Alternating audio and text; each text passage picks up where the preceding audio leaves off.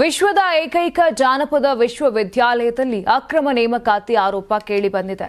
ಸಹಾಯಕ ಕುಲಸಚಿವರ ಹುದ್ದೆಗೆ ನಕಲಿ ಅಂಕಪಟ್ಟಿ ಸೃಷ್ಟಿಸಿ ಅಕ್ರಮ ಎಸಗಲಾಗಿದೆಯಂತೆ.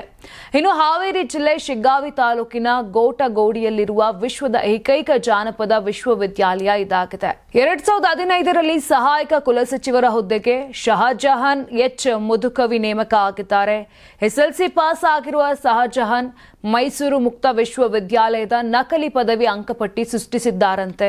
2010-11 ಮತ್ತು 2011-12ರ ಸಾಲಿನಲ್ಲಿ ಮಾಸ್ಟರ್ ಆಫ್ ಲಲಿತ ಕಲೆಗಳ ಸ್ನಾತಕೋತ್ತರ ಪದವಿ ಕಂಪ್ಲೀಟ್ ಮಾಡಿರೋ ಬಗ್ಗೆ ನಕಲಿ ದಾಖಲೆ ಕೊಟ್ಟಿದ್ದಾರಂತೆ. ಸದ್ಯ ಮಾಹಿತಿಗಳ ಹಕ್ಕುಗಳ ದಾಖಲೆಯಲ್ಲಿ ಶಹಜಹಾನ್ ಅಕ್ರಮ ಬಯಲಾಗಿದೆ.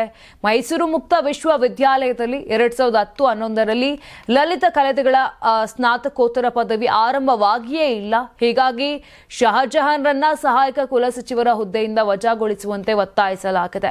ಈ ಅಕ್ರಮದಲ್ಲಿ ಕುಲಸಚಿವರ ಕೈವಾಡ ಇರುವ ಬಗ್ಗೆಯೂ ಆರೋಪಿಸಲಾಗಿದೆ.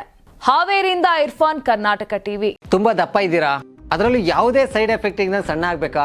ಎಷ್ಟೋ ಜನ ಹೇಳ್ತಾ ಇದ್ರಿ, ಸರ್ ನಾನು ಜಿಮ್ಗೆ ಹೋಗ್ತಾ ಇದ್ದೀನಿ ಆದ್ರೂ ಸಣ್ಣ ಆಗ್ತಾ ಇಲ್ಲ, ಸರ್ ವರ್ಕೌಟ್ ಮಾಡ್ತಾ ಇದ್ದೀನಿ ಆದ್ರೂ ಸಣ್ಣ ಆಗ್ತಾ ಇಲ್ಲ ಅಂತ ಹೇಳ್ತಾ ಇದ್ರಲ್ಲ. 100% ಯಾವ ಜಿಮ್ಗೂ ಹೋಗ್ದಂಗೆ ವರ್ಕೌಟು ಮಾಡ್ದಂಗೆ ನೀವು ಸಣ್ಣ ಆಗ್ಬೋದು.